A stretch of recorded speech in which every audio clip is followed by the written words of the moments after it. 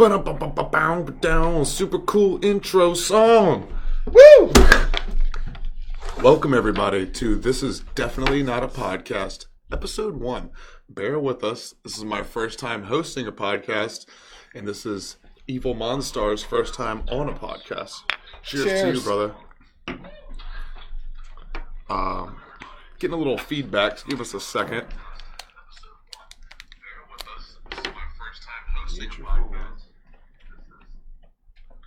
All right.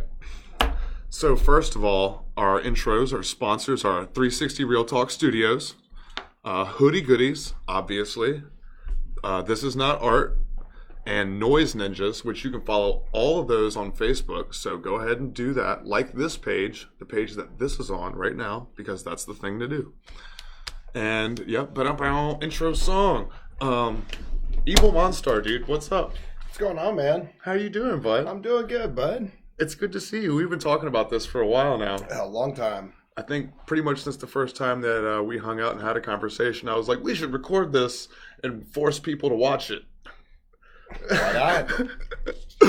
But, so yesterday was 4/20. That's when we were supposed to do the podcast, but happy holiday, by the way. Yes, happy holiday to you, sir. Since we both had to work, because neither one of us is famous yet. Indeed. What is happening? This is definitely not a podcast. Episode 1. Bear with us. This is my first time hosting a podcast. Hold on. This is Evil Monstar. Okay. I'm not tripping.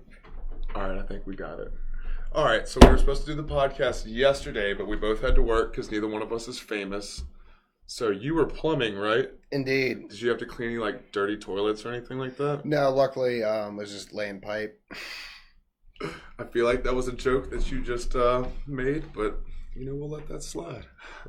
I did tree work yesterday, and then I got off and hung out for a little bit with my dog, and then I had to go over to the comedy club and run food for a little bit, make a little extra dough, so that I could afford to celebrate 420 today with you, my friend. There you go. So I'm glad to have you. How'd you like that edible? I did like that edible. Yeah? Yeah, and for legal reasons, this podcast was filmed in parts unknown. Colorado. Where marijuana is perfectly legal. And that's a CBD edible. Right, it was CBD. Yeah, totally legal. It was just an edible. It was just food. It's just, you know, we would like to use the word edible because you eat it. No, but how old were you the first time you got high? Probably 16. 16? Maybe 15, but probably I think I was 16. I think I was like 14, dude. It's like 7th grade. Okay. It's like 13 or 14. I was definitely in high school. I can't remember if it was freshman or sophomore year, maybe. I can't remember. Yeah, I remember I smoked with these guys. They're cousins. One of their dad is a priest, and the other one is a deacon. And we went Sounds down. like the start to a bad joke. Right? So a priest's son and a deacon's son walk into my house and offer me a joint. No. But yeah, so we went down to the end of the street and smoked a joint. And then we came back to the house, just ripped ass, laughing our asses off. And my dad was like, "What's so funny?" And we all froze. Nothing. And my dad was like, "Who's got the weed? I want to get high." I was like, "Oh shit." And my life was changed ever since that moment, pretty much. So I don't exactly remember the first time that I got high, but I definitely remember the first time that I got caught. And we were very unexperienced at smoking, and so we rolled some weed up in a report card. And basically got stoned out of our minds, went to a Subway and tried to order some food and made a scene. And apparently one of my dad's friends saw me there and called him and told him about it. So I came home one day with a drug test waiting for me. And yeah, that was all she wrote for a few years. And I got drug tested at home for a while after that. Really? So it was like total opposite. Mm-hmm. See, because once my dad found out I smoked, at first he was against it, but then he was like, man, like, he's going to smoke regardless, right? If I tell him no, it's just going to make him rebel more. And he's going to go smoke in places where he can get caught. So his logic was, well, smoke at the house, smoke where I know you're at, and I know that you're safe, and you're not doing stupid shit like making a scene at Subway. I mean, that'd be my rule if I, had kids or whatever, especially of smoking age. Right. Yeah, what do you... That was what I was about to ask. What do you think the age is? If you and your girlfriend had a kid now, how long from now do you think it would be before you go, okay, 15, 16, 18? I mean, I can't fully condone it before 18, but, Right. And I mean, honestly, the longer it's been around, the more research they've done shows that you really shouldn't smoke weed when you're a kid. It's not good for you. It inhibits, your body's growth and your brain's development, and it's just not something you should do until you're an adult. Right. So then it's like, if you find out your kid's doing it, then how do you try to combat that and go, hey, you want to prevent all that, but you don't want to be, a Nazi about it and be so strict that it forces them to want to rebel. Because for the most part, teenagers want to rebel against their parents. That's a hard one. And I think every single kid is going to be, a case by case basis. That's true. But, for a lot of kids, I think that, you got to just show them, hey, this is what the studies have shown. If people that are younger using, cannabis, and you need to pay attention to that, regardless of the, positive benefits of that, what it does have. Right. Yeah, that's the one thing is, as much as you and I like to smoke, we have to be aware that there are some negativities to it or some draws that are more abuse than like use. You know what I mean? I mean, it's definitely fun to party. Absolutely. But, I don't know. I don't think being an all-day pot smoker or vaping all day, doing dabs all day isn't something like a 15 or 16-year-old. No, absolutely not. No, they should still be out building tree houses. Right. Trying out for sports teams, like, do something with your life. I don't know. I find sometimes that, like, smoking is just something to do in between actual activities. You know what I mean? As much as I hate to admit that, because I'm a smoker, I do think that sometimes it's just something I do because there's nothing else to fucking do. Yeah, no, I agree with you on that. But what better thing to do when there's nothing else to do? Right. That's definitely true. But there are like certain. I guess I could be cleaning or something like that. Yeah. My girlfriend would definitely say that. Well, she's not here right now.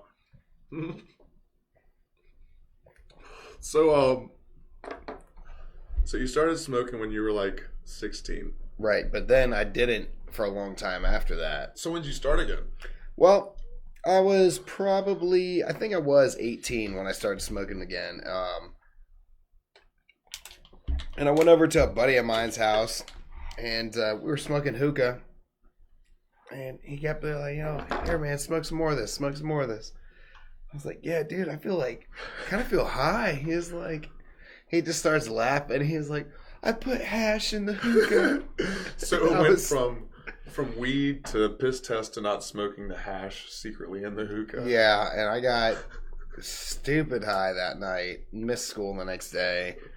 Everything. And it was, but then I was like avidly smoking after that. Right. I was so mad at first. I was like, dude, my parents piss test me, man. What am I gonna do? Yeah, right. But then they never did again. So it all worked out. But I remember when my dad was piss testing me, he'd wake me up at like 5 o'clock in the morning, so I wouldn't be ready. And he'd be like, quit your grinning and drop your linen and throw the cup at me. I'm like, oh man. He was like a pee in the cup, and I was like not smoking because I was afraid to get caught. Right, he's like a correctional officer with his own little catchphrase and everything. Oh, that's really funny. Yeah, it was bad. It could have been worse. At least it wasn't like PCP laced hookah. Well, initially when I started smoking again, though, man, I started like having to get like my brother's clean pee and some other people's clean pee, and like I'd literally just sleep with this bag of clean pee between my legs every single night. Right, so you could wake up. Yes, I'd be ready. I'd be ready for him. Yes, sir.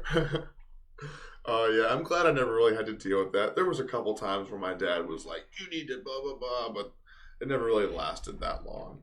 I think my mom has kind of accepted it now at this point. I don't think she knows it's the extent of what it actually is, but she like respects, me as an adult to make my own choices, which is nice. She brought me a weed bracelet back one time for Jamaica.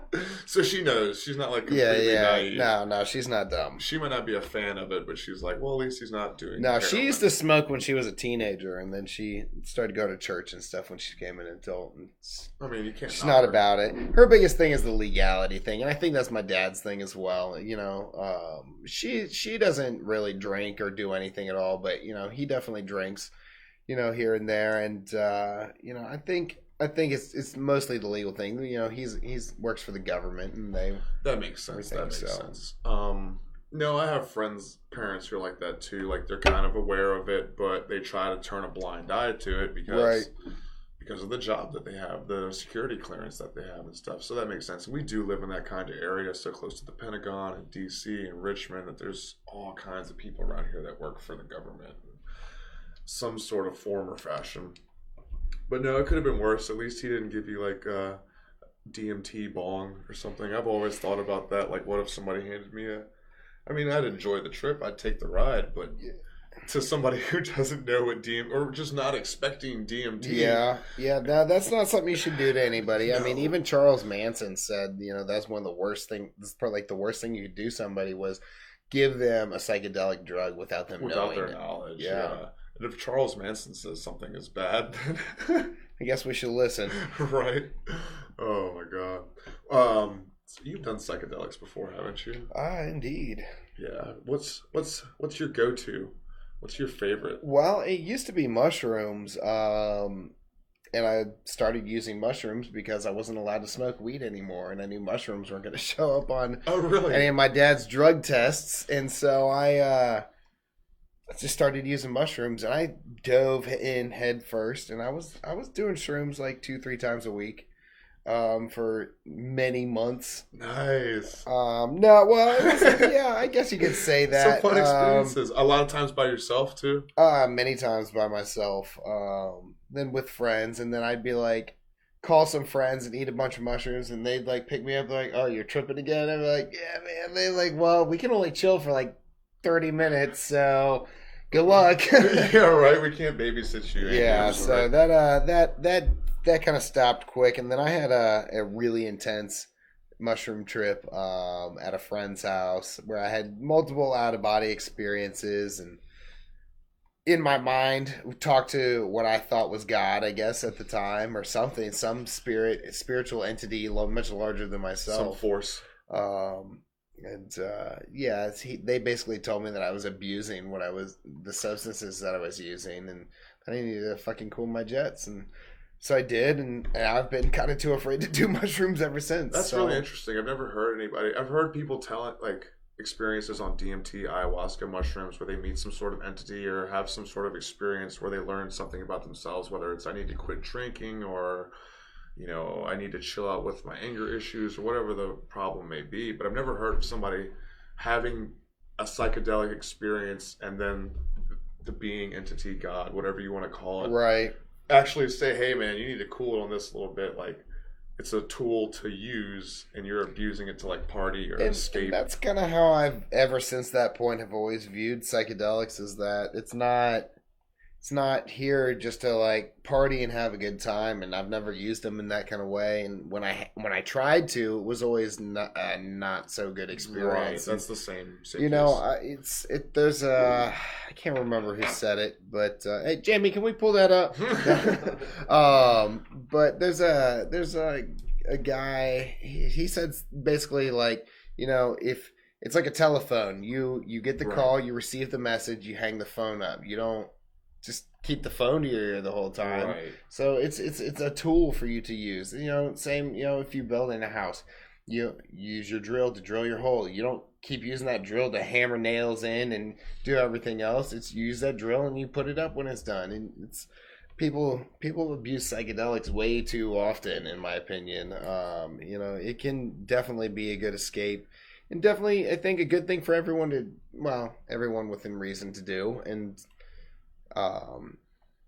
you just gotta be careful how often you're doing it. Right. You know, See, you don't want reality to escape you. Because when I was doing mushrooms 2 or 3 times a week, after I stopped, it took months for things to go back to reality. You know, I would have like visuals and stuff still, and all sorts of weird psychological things like going on, and it took a long time to get back to normal. Yeah, you get spacey. You get caught in that like in between land of Yep. psychedelics and reality, and that's not healthy. You're right. I mean, it can be abused just like, you know, hard drugs like cocaine or opiates. You know what I mean? You can take some hydrocodone because you hurt your back, or you can snort the hell out of it because you want to party. Yeah. In my experience, I like group psychedelic trips, you know, for that like camaraderie. Same. I won't use psychedelics by myself anymore. I guess I'm too afraid of myself. Too afraid of yourself. I like the introspective trips though too, the by myself. You know, a lot of my first mushroom trip was with my ex, and it was a fucking bad trip. Like, we were out there, time stopped for sure. Like, Had a bad mushroom trip with an ex one time, and it was probably like the second or third time I'd ever tried mushrooms. Her first time, and we had a friend driving us around, and we went to a McDonald's, ordered this cheeseburger, and took a bite out of it. I was like, man, this cow died so I could eat its flesh for $1. And it's true. yeah, Shit like so that I went hits you. vegetarian for a little while. Really? For the duration of the trip, basically. But so we're on our way back home, and she just starts like sobbing uncontrollably, and I'm like, "What's wrong? What's wrong?" She's like, she starts like talking, and nothing's like coming out of her mouth. And basically, I'm trying to like, she like texted me. She was like, "I can't talk. I don't know what's wrong." And I'm like, "You're just freaking out, man. Like, you need to chill out." And she like starts like trying to call her like parents and stuff. Like, "You can't do that." And I like grab her phone, throw it out the window. Yeah. So it was both of our first times doing mushrooms, and actually, what happened was I was cool, right, and then she puked, which is normal. Everybody that does mushrooms knows that's like normal. You're purging, you know what I mean? You're gonna puke unless you gotta catch them and re-eat them. Yeah, exactly. Or you just watch the fractals and the throw up. That's what I like to do. But so that kind of freaked me out, you know, and that kind of gave me like anxiety. I started having the bad vibes and the bad trip. Her trip got so bad that she wanted to like call her mom and shit like that, and I'm like, no. Why do girls always want to call their moms? No, you can't do that, bro. Like. She wanted to call an ambulance at one point, and I was like, no, you are not allowed to do that. Like, this is how we get on the internet in a bad way. But no, that was kind of a horrifying trip at certain points, and it kind of turned me off psychedelics for a while. But then, I can imagine. You know, in the first couple times I ever really did this stuff, I didn't realize how, you know, I wasn't into like entheogens. And the kind of the idea that these are some sort of chemical property that has been given here to us by some creator, some higher power, whatever, used to, you know, that's how I view psychedelics for the most part. That it's at least gift. like peyote, mushroom, stuff like that. It's a gift tool. So, you know, before I knew that, I was just partying with it. But then you have the group trips with people, and it's really like you get the camaraderie and the bonding and the tribal experience, and, you know, friends for life. You learn a lot about each other and yourselves. But then so you think. You think you're smart, and then you wake up the next morning and listen to the podcast that you recorded, and you're like, what the fuck was I talking about? What the fuck is going on here? That's the podcast I did in Boston. Oh my God. I thought. Oh yeah, I remember you posting about that. I thought that room was going to become my tomb. I thought that I was banished to doing podcasting for life.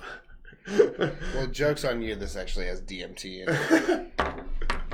I think everybody would have known by now because I would have laid back. Well, Scott's already drooling. Well, thank you for another episode of This Is Not a Podcast. He was your host.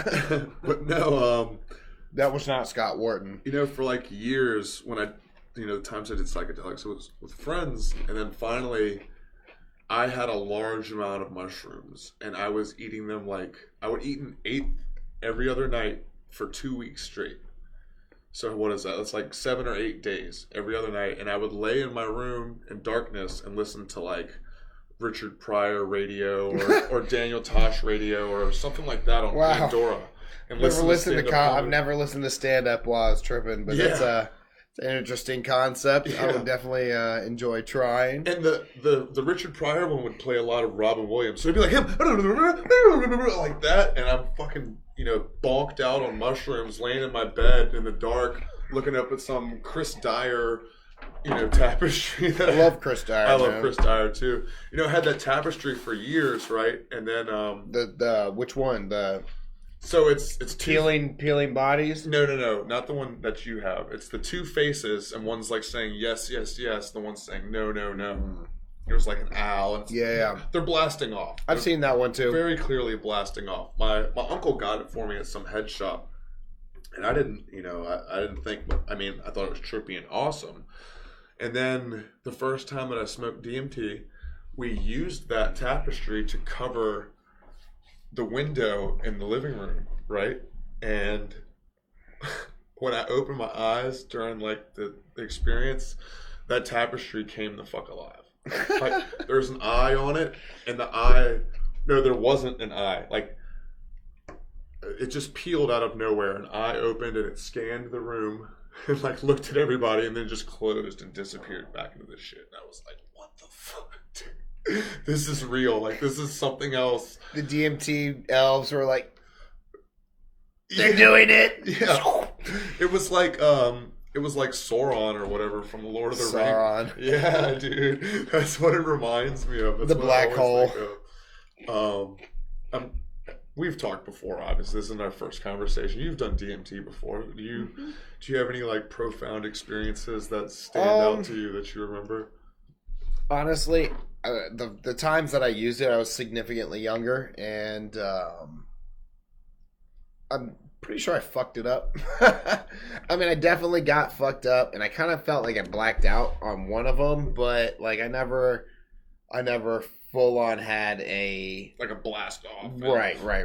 And at this point, again, because of this whole mushroom situation, I'm almost afraid, and I kind of like who I am right now, and I'm not necessarily ready to change who I am because something else told me if that's what were to happen. So you don't want to come out of it and be somebody that we know that's just like crazy speak all the time. Right.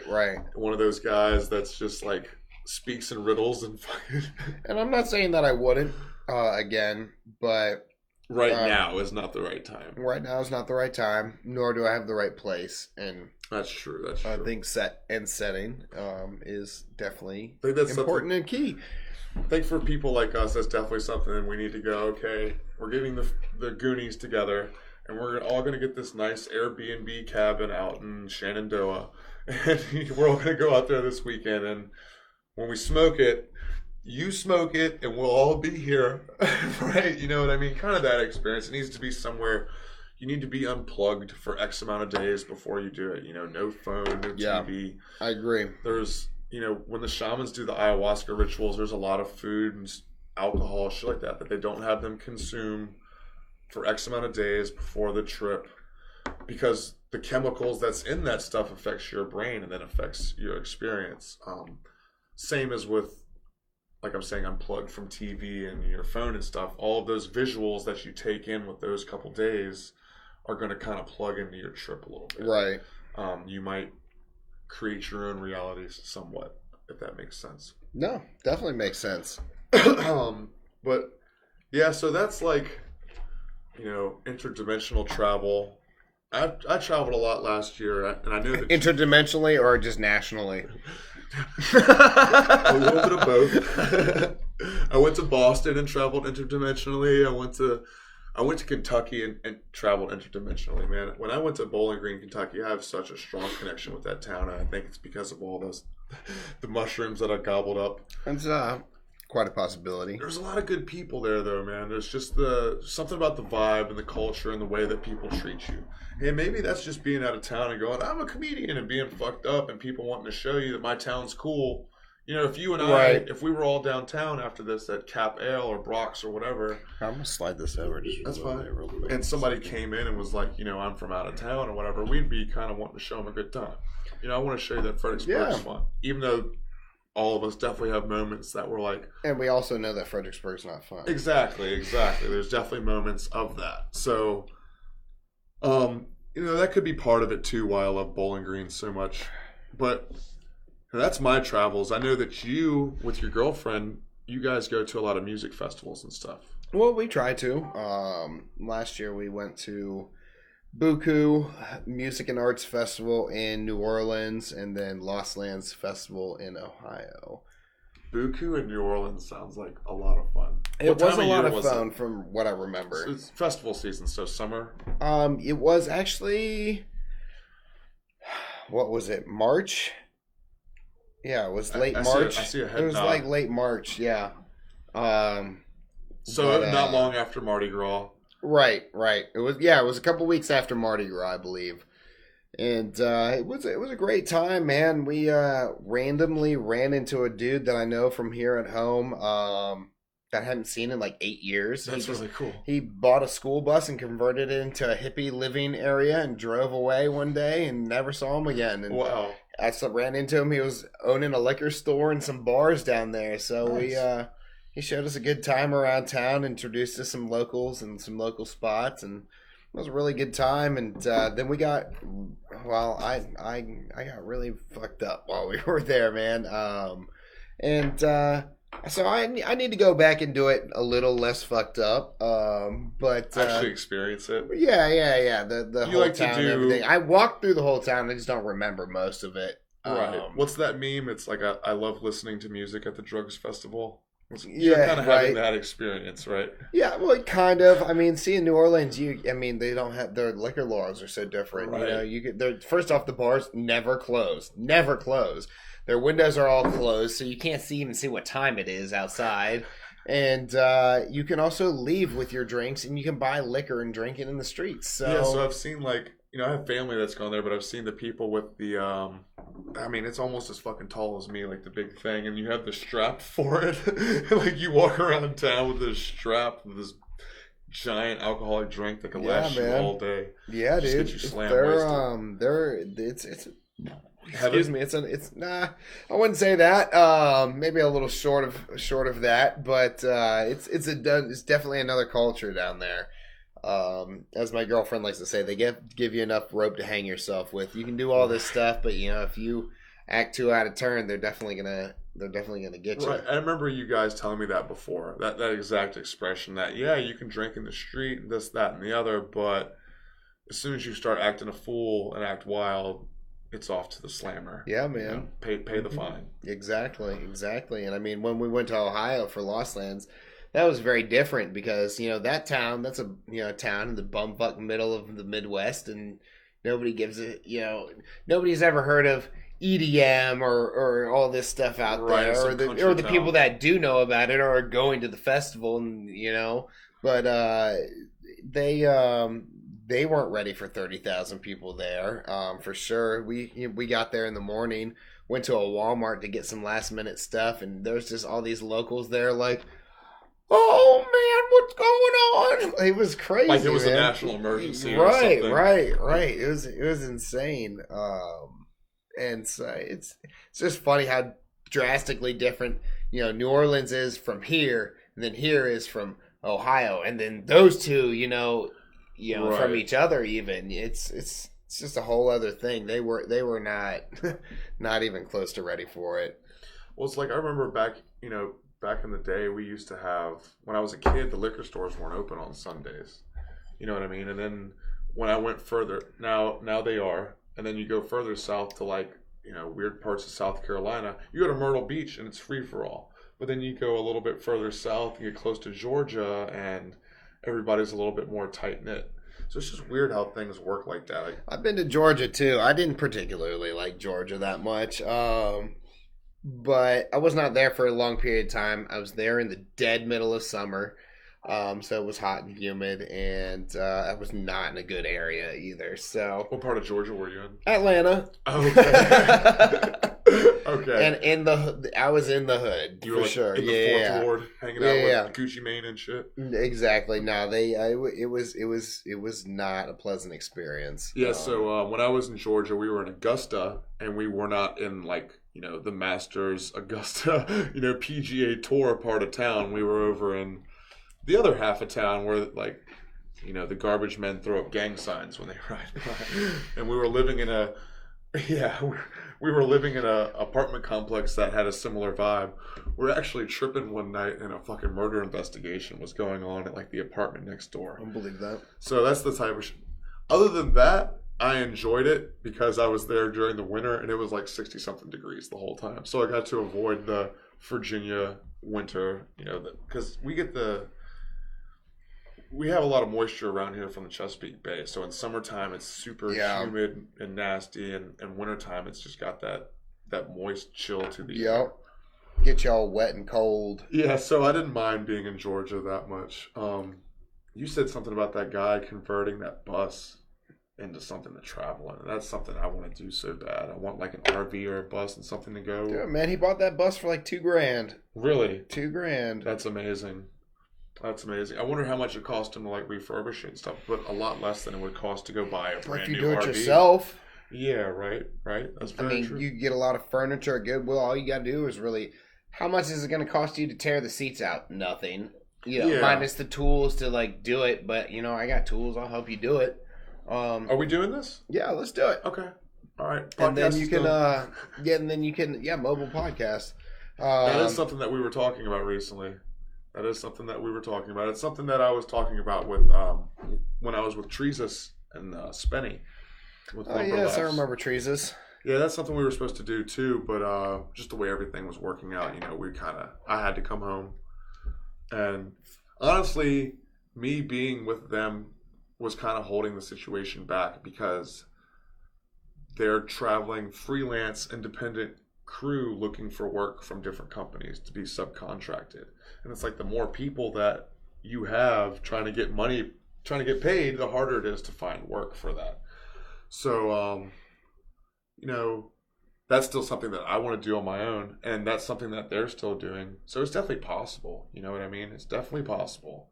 And I think it's a fun thing to do. It fits with the culture of everything I'm doing, the enjoy the trip and the fucking Greyhound bus lifestyle. God, I hope I never have to ride one of those. Have you ever rode a Greyhound? No. Aside from a school field trip, no. I've either traveled by train, car, or flying. So. Okay. Yeah, dude, I rode a Greyhound. But I've driven far, man. I've driven to Iowa, I've driven to Florida. Really? What'd you Niagara go to Iowa Falls, for? Canada. What'd you go to Iowa for? That's where my mother is from, and so we would drive out there occasionally to see my grandfather. That's a nice ride. And her brother. That's a nice ride for sure. Not really. Not as a small child. No, not like, oh, this is nice and enjoyable. Like, that is a nice amount of time to spend on the road. That is a long amount of time to be driving. Yeah, it took a couple of days usually. Yeah. But, whatever. Go see Grandpa. And right. We used to take the middle seat out of the minivan, lay like a few comforters down in there. And so me and my brother would just like lay down in the middle. And we had this like tiny little travel TV with the built-in VCR. We'd just watch the same movies over and over and over for days. I know how that goes. We were talking earlier about Pineapple Express, and that's just one of those movies I used to leave in the DVD player. You know what I mean? It would turn off and I'd flip it back on. Yeah. We were just watching that the other day. It was like I said, it was awesome, man. Classic. I can't remember what we used to watch in there.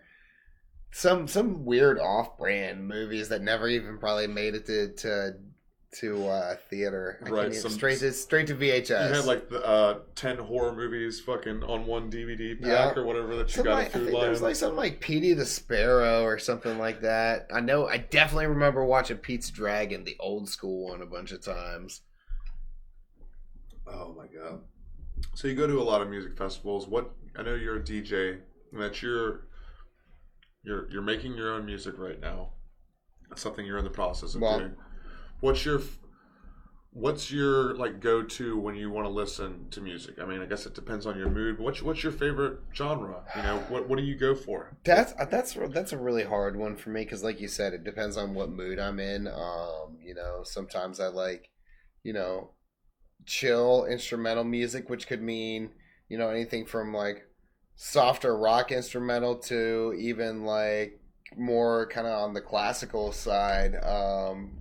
But you know, I like hip hop, heavy metal, hard rock, electronic music, obviously, dubstep. Yeah, You know, a lot of different kinds of electronic music as well. The only thing I don't really like is newer country. You know, I like Johnny Cash, I like Willie Nelson, and I'm the same way. you I'm know, the same Hank way. Williams and them. So I will give Sturgill Simpson and Chris Stapleton their credit. Those are like two country artists that are current that I can listen to. who's the guy you were telling me about the other day? This is Sturgill Simpson, the Turtles All the Way Down. No, not that guy. Not that guy. The guy that makes fun of yeah, country music. Wheeler Walker Jr. There we go. There we go. I haven't you had a should chance to that check him out Check yet. that out. Maybe we can listen to one of his songs when we're like walking back downtown to go grab a drink. Sounds go good. Tear shit up downtown. By the way, if anybody in Fredericksburg area is listening to this, once the podcast is over, we're probably going to go float around downtown, have a couple drinks somewhere. Me, Evil Monstar, Andy Schuster, and his love, Katie, who's over there on her phone. We'll all be downtown floating around. So come check us the fuck out and like tell us that we suck or whatever. You know, I don't care. Love, Katie. Can you give me another beer? I got you. Love, Katie. Katie, you the best. Know it. That's Evil Monstar's manager. She's famous too. We'll have her on another podcast. Well, it's one of my two managers. I also have DJ Chubb. Yeah, let's talk about Chubb for a second and Noise Ninjas because I know that I went to your show recently. It was supposed to be I don't want to bash anybody. I don't want to drop names. So let's just say someone else was supposed to headline. They weren't able to show up, and you ended up headlining, man. And your people were out there, and it was so fucking cool for me to see all your people just so into your music, man. Like you had that crowd in the palm of your hand. Thanks, man. Yeah, obviously I was not expecting that. But you killed it. You know, you were given the challenge, you were given the opportunity, and you fucking took it and you rocked it, dude. Well, I appreciate that, man. They a lot of it is the energy of who you're DJing for. You know what I'm saying? True. You know, I can be in my room, and if I'm just DJing for myself, then yeah, I got my own energy, and that's one thing. Right. But if I'm trying to do that, but in front of other people, it's different. Because if you're not like vibing with what I'm doing, then it's gonna not make me really feel it either. Yeah. And so, you know, I gotta definitely thank all the people that came out there, you know, for that. We had people come, you know, from Richmond, Maryland, you know, what was Bowie, Maryland. That's you know, that's far, right. Man. That's right. And they, you know, you know, the love was real. Yeah, it was turned out to be a really good night, regardless of the, you know, headliner not being able to make it. And apparently, you know, it's not their fault. We had a lot of storms and stuff, you know, the week earlier in that week and that day, and you know, across the U.S. and their flight wasn't able to get in, and it happens sometimes. And we had, you know, one of our other guys, they had some transit trouble as well. The vehicle they were riding in had an alternator problem, and to get another one, it was going to be too much. So shit like that happens all the time. You know, I'm worried because I'm about to get a car. I know it's got high mileage, and I want to start traveling and do comedy. I already know shit like that's about to start happening to me. You know what I mean? I've already got it in my head that, all right, how can I pre-plan for this? Right. Not everybody can do that. You know, I don't know if these guys have kids or mortgages and shit like that. I don't have all this responsibility. Yeah. My life's a little bit more on the fringe where I have more freedom maybe to do that stuff. So it is, you have to be understanding of when that happens with people. And that's why I said I didn't want to name drop because I don't know the full situation. It's not my deal and I don't want to badmouth anybody. No, I'm not going to name drop either. I mean, in my personal opinion, though, they should have been there earlier in the day, and it would have been avoided, you know. Right. But things happen, and it's, you know, it's. But on your end, fuck it, you got their time, and you did great, dude. Exactly. I'm just sad as an event promoter as well that we weren't able to fully deliver on what we were marketing the entire time Right. for quite some time as well. Yeah, So no, it was a while that we were all promoting that show. I was a little bit salty about that, but you're right. It turned out good for me, Evil Monstar, as an entity itself. We'll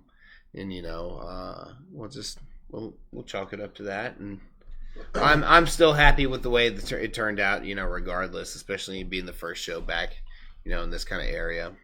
That's something I want to talk about. Is you're such a big music fan. You guys travel to all these festivals, and you're constantly listening to music anytime I hang out with you. But you're also a purveyor of music. You DJ. You're making your own music. You're Evil Monstar. So, how does the fan experience play into when you're performing or creating? Like how, it seems like you have a really good attitude as a performer about how to handle yourself professionally and treat the crowd who paid the money to see you from that experience that you have. Right. Well, I mean, I definitely usually try to show you, some stuff that you already know, stuff that you like to sing along to, but, at the same time, stuff that you've never heard before, and something different as well. Just try and keep everybody happy, Right. mostly. I think with comedy, it's the same thing. I mean, I'm reading the Stephen King book on writing right now, and one thing that he says, and this is like writing books, not writing comedy, he says, be your own audience, write to yourself. And you're such a big fan of music that I think that really helps when you make music or when you're putting together a set. As you're such a big fan, you're playing something for your ear. Right, and right. Since you've built this certain culture and audience around yourself, then it's kind of an extension of that ear. You know what I mean? Yeah. I've done the same thing with the comedy. You know what I mean? It's trying to build that around yourself, and I don't want to say build an echo chamber, but that's what it is. That's what it kind of is. Yeah, I mean, well, if you're an artist, that's kind of what you need to do initially, because everybody that particular idea is resonating off of is also resonating that somewhat to the rest of the world, and other people are definitely Right. hearing about it, even if it's just in passing. So a good solid core group of people is definitely what you want to keep around you in that sort of case. You seem like you have that. I noticed that at the show the other night. Like I said, the crowd was really into you, and yeah, a lot of your people were there. That was really impressive, seeing that many people come out and support you, because I do comedy all the time. I never see that many people come out and support me. Well, you also have to understand there's been a lot of times where I've only had like a couple of those people, if any, show up. True. It's that was my first show. That's basically me coming out of retirement. My equipment that I had malfunctioned and was not able to be repaired, and so I hadn't really even DJ'd in almost 2 years.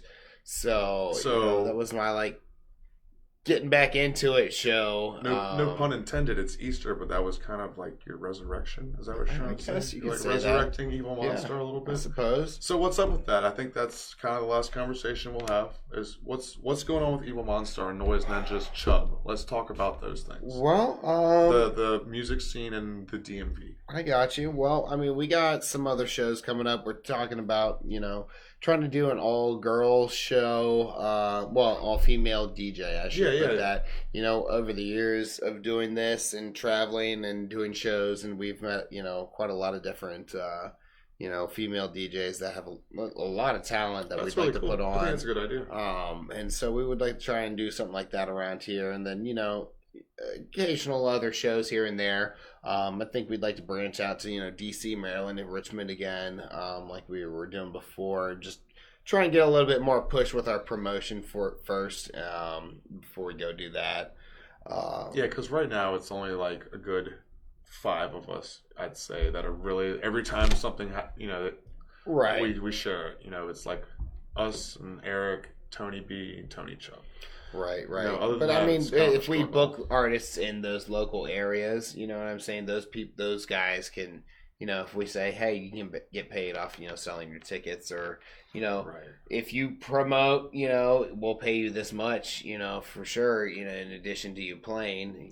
I think. So what you're saying is you guys are trying to put on shows like, say, in Richmond, have Evil Monstar at the show, have headliner kind of type caliber person like you were having Right. at the last show. But then those in between acts around Evil Monstar and the headliner would be local people, is what you're saying. Right. To Local try and support. get them to, promote so your Richmond people come out or your Baltimore people or whatever it is. Right. That makes a lot of sense. And that's a good way to expand the network and give other people the platform and the stage to do their shit. Because it's not. I mean, I'm not trying to make this a friends club thing. I'd like to give people who honestly are talented good shots at playing a decent show. I can't do that without other people's support, though. No, exactly. No, you're 100% right. And you can't put up people who aren't as passionate about it or more passionate about it than you are. You know what I mean? There's no point. Well, more passionate is fine. Less passionate is more the problem. passionate is totally fine. And I know the people that we work with deal with the same issues. You know what I mean? It's hard to find people who, with hoodie goodies. We need writers. If anybody wants to write for hoodie goodies, make content. It's so hard to find somebody who's, I talk to people all the time. And they're like, yeah. But when it actually comes down to like, let's fucking do something, nobody wants to do anything. Yeah, it can be tough. That's why, a lot of times this time, God bless Katie for, helping me out and everything with us doing promo and, talking to the people that she knows. And when we go out, she always, keeps a bunch of flyers in her purse so I can hand them out when I start talking about it or she starts talking about it. It's just the core people involved, me, Chubb, Tony B, and everybody else. So. Yeah. And those are great guys to be working with.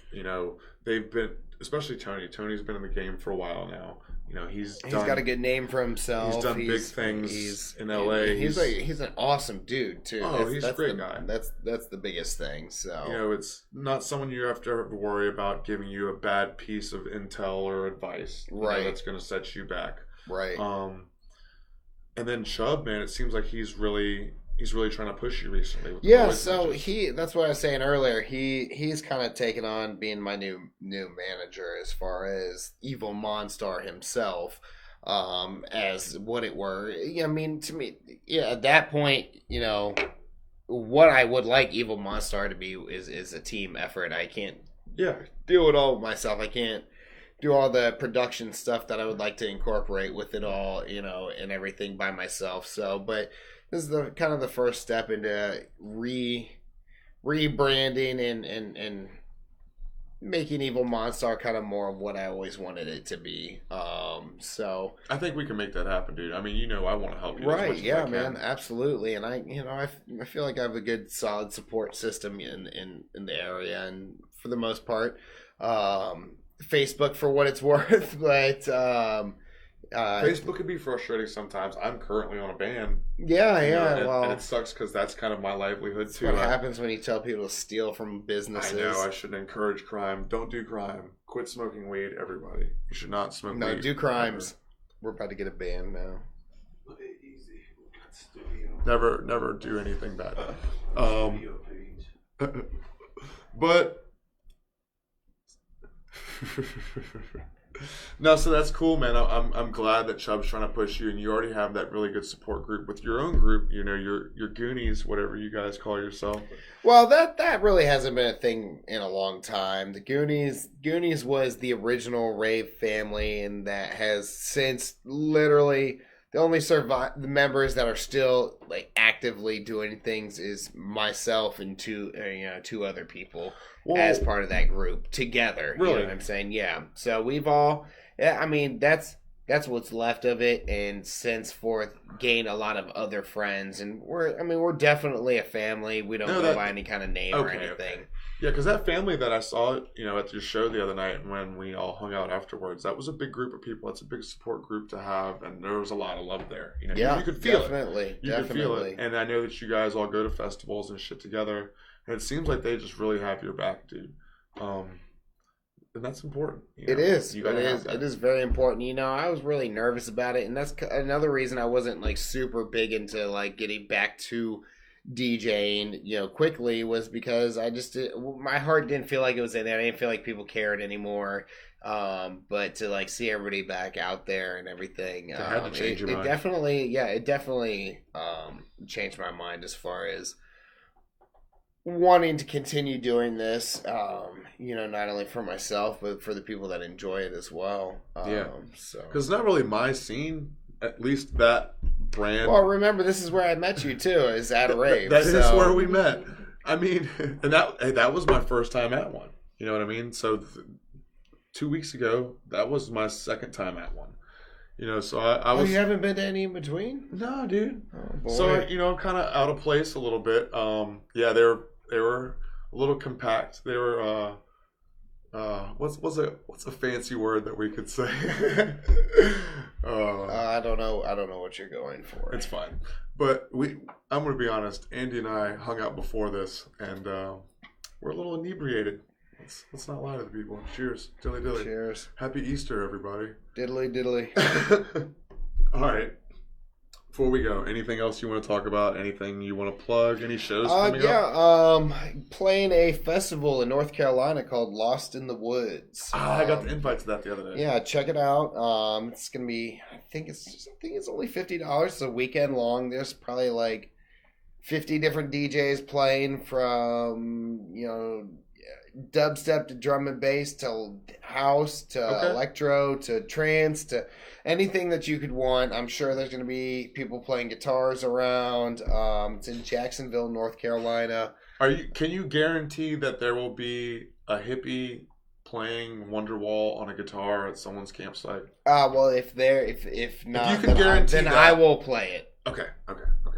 So I'm there. I'll be there. I'll be there if Fair that enough. is happening.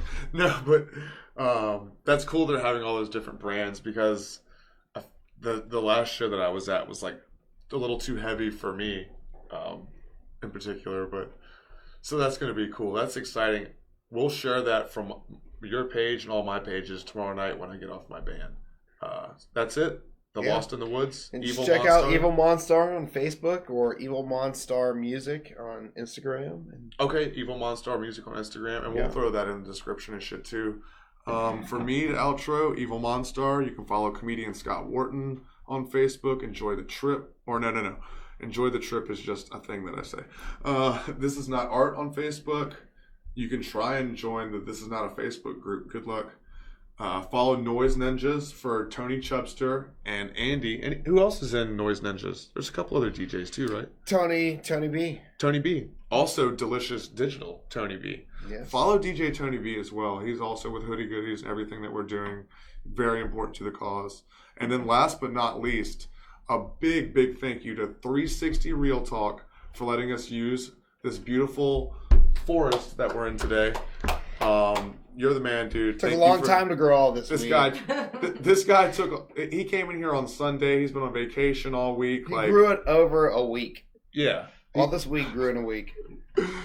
But for real, so follow 360 Real Talk. Hit them up if maybe you want to do a podcast or something too. If I can do it, literally anybody can do it.